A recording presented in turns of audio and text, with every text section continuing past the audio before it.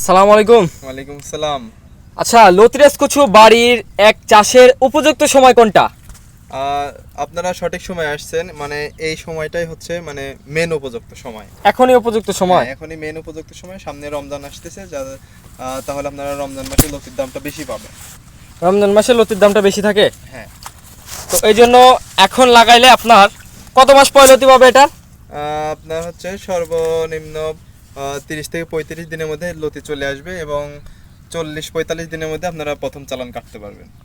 40-45 দিনের ভিতরে হারভেস্ট ওঠা একবারে শুরু করতে পারবে। হ্যাঁ। আপনার হাতে দেখতে পাচ্ছি যে চারা হ্যাঁ।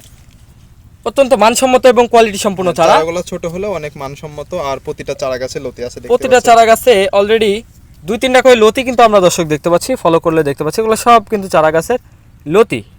এক একটা গাছে আসলে কি পরিমাণে লতি হয়ে আছে এবং নতুন শিকড়। আচ্ছা, গোড়া কাটা বিহীন অনেক জায়গায় দেখা